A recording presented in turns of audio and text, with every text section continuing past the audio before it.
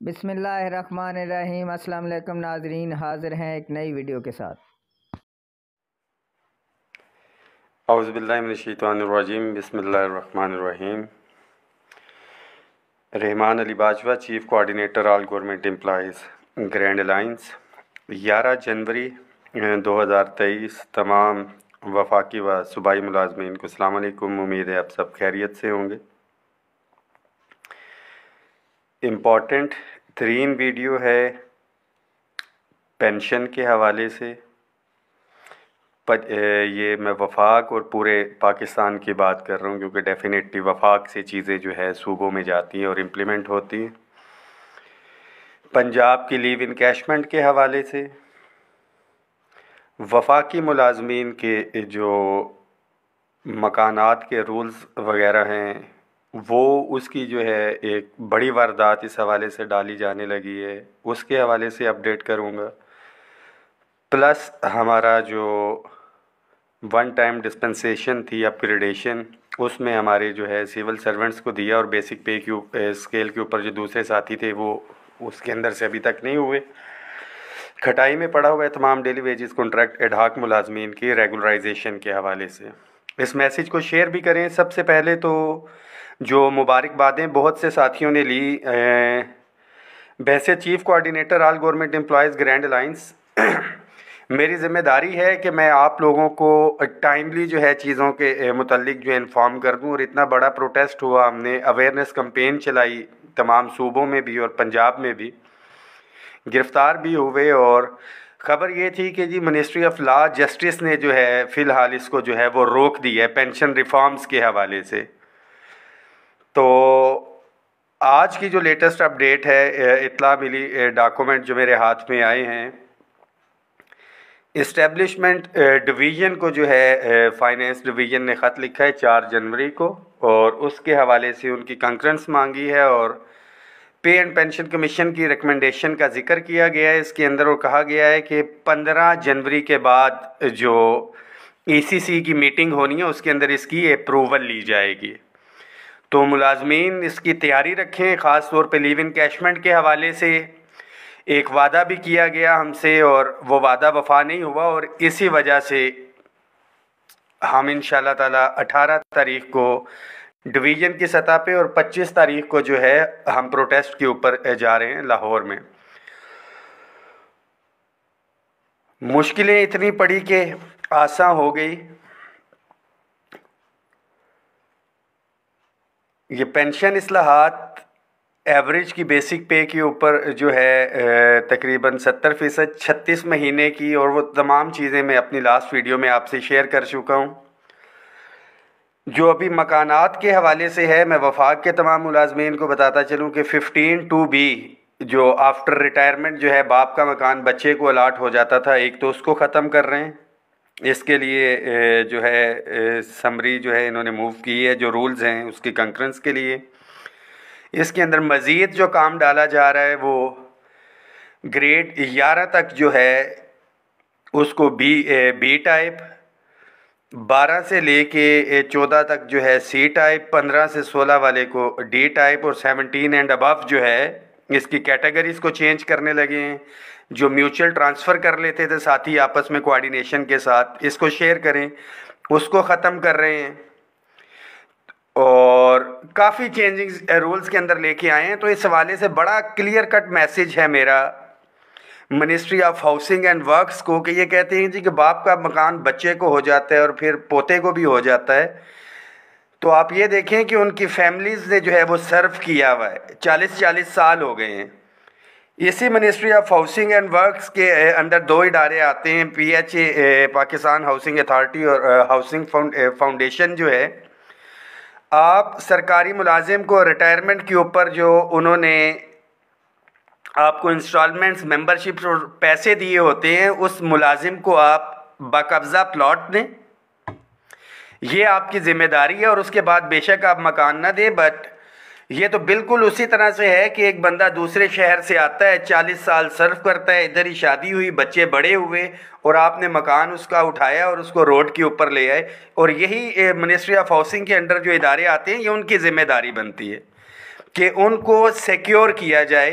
ये बहानेबाजी नहीं, और ये जो रूल 15(2)B जो है बच्चे बाप से बच्चे वाला जो है ख़त्म किया जा रहा है कि जी वो अपने बच्चों को वहाँ पे लगा देते हैं या कुछ है, तो हम इसकी जो है बिल्कुल भरपूर जो है मेरिट के ऊपर जो बच्चा भर्ती होता है, सिफारिश पे नहीं होना चाहिए, ये उसका हक है। मकान के हवाले से बिल्कुल इसकी भरपूर रजिस्टेंस की जाएगी।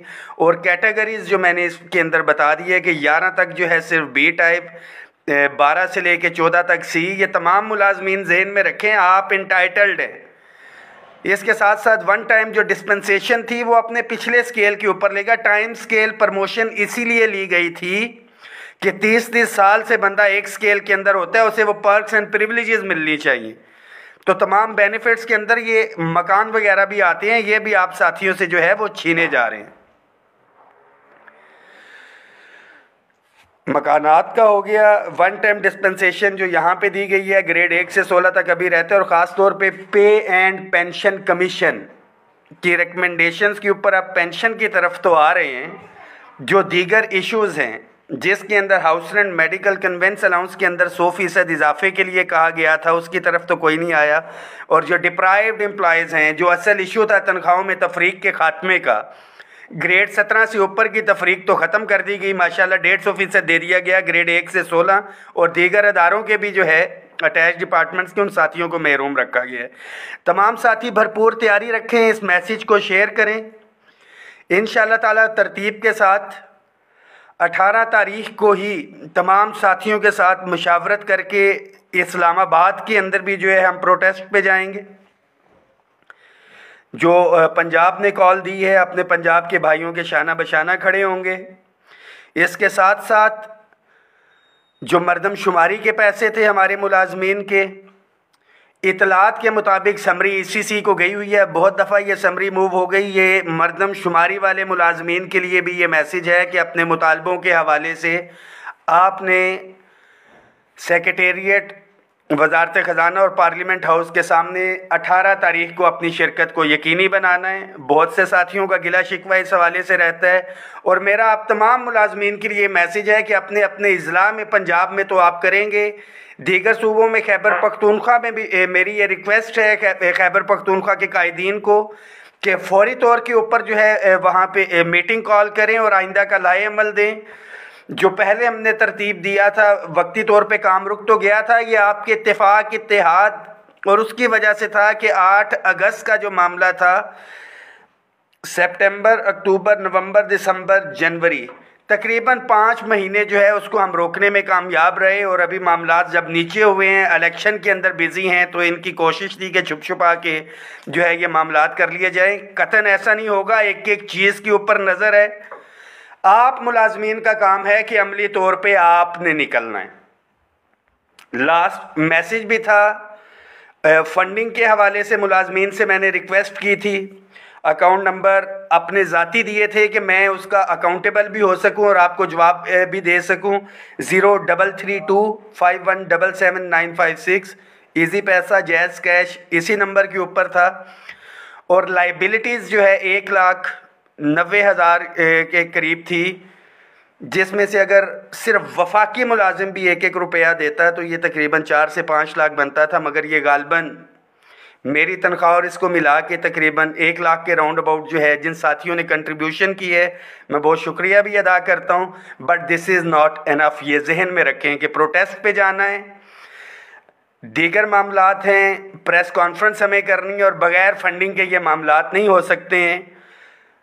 दफातर में जाके जो है फंडिंग पॉसिबल नहीं है, क्योंकि उसके अंदर तमाम साथियों के ऊपर जो है ट्रस्ट नहीं किया जा सकता। इस मैसेज को शेयर भी करें। 18 तारीख को वफाक के अंदर प्रोटेस्ट होगा इंशाल्लाह ताला, पंजाब पूरे में इजला के लेवल के ऊपर। और हकूमत को भी ये मैं बताना चाहता हूँ कि संजीदगी का मुजाहरा करें।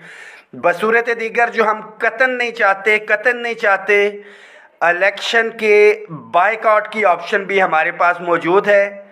हमसे ये काम ना करवाएं कि पेंशन इस्लाहात और ये सारे कट जो लगा रहे हैं, जिस टहनी पे हम बैठे हैं उसी को हमारे से कटवाया जा रहा है, या छुरी वही तेज़ हमसे करवाई जा रही है जो हमारी गर्दन पे चले, तो ऐसा कतन नहीं होने देंगे। इसके साथ साथ पंजाब के अंदर जो पेंशन कंट्रीब्यूशन सिस्टम के हवाले से आया, मैं ज़ाती राय दूंगा, दीगर साथियों की इसके ऊपर मुख्तलिफ हो सकती है कि पेंशन कंट्रीब्यूटरी फ़ंड जो है CP फ़ंड वो लागू किया गया है और वो आने वाले मुलाजमीन के लिए है। तो मैं उसकी हमायत तो नहीं, मुखालफत भी नहीं करूँगा, क्योंकि आज की डेट तक जो मुलाजिम है हम उसके हकूक़ ही अगर डिफ़ेंड कर लें, उसकी मराद को डिफ़ेंड कर लें, तो यही बहुत बड़ी चीज़ होगी हमारे लिए। उसके अंदर सिर्फ एक शिक जो है वो ज़रा टेक्निकल है CP फ़ंड के हवाले से कि डेट ऑफ रेगुलराइजेशन के डिस्पाइट भी खैबर पख्तूनख्वा में भी यही किया कि आज की डेट से पहले अगर कोई बंदा रेगुलर होता है तो ये उसका राइट होगा। तो वो रेगुलराइजेशन वाली शिक के ऊपर हमें इख्तिलाफ है, इंशाल्लाह ताला उसके ख़िलाफ़ भी हम आवाज़ उठाएंगे। आज की डेट में जो मेरा मुलाजिम भाई है उसके हकूक़ के जो है हम दिफा करेंगे इंशाल्लाह ताला। जो पंजाब में दौरान सर्विस फोत होने वालों के लिए किया गया, इन्होंने जी मरात ही ख़त्म कर दी है। वफाक में हमने रेगुलर करवाए हैं और वहाँ पे कॉन्ट्रैक्ट के ऊपर भी जो है बच्चे को भर्ती नहीं किया जा रहा। लास्ट पोस्ट मैंने पिन की है। फंडिंग किसी भी तंजीम, किसी भी एक्टिविटी, कोई भी मामला है, उसके लिए बहुत ज़रूरी है। आपके हकूक़ की इंशाल्लाह ताला लड़ाई लड़ते रहेंगे, आखिरी हद तक जाएंगे। दुआओं में याद रखें। और 18 तारीख को ये ज़रूरी नहीं है कि एक एक कमरे में जाके बुलाना पड़े, ये आपकी ज़िम्मेदारी है।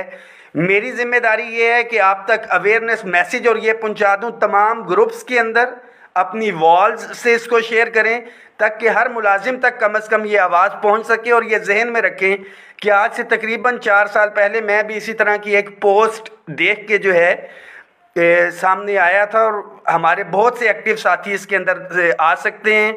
आप इसको शेयर करें, अवेयरनेस दें। इंशाल्लाह ताला 18 तारीख को पार्लियामेंट हाउस के सामने अपने वफाक के दीगर साथियों के साथ मुशावरत करके हम आगे का लाए अमल देंगे। बहुत शुक्रिया।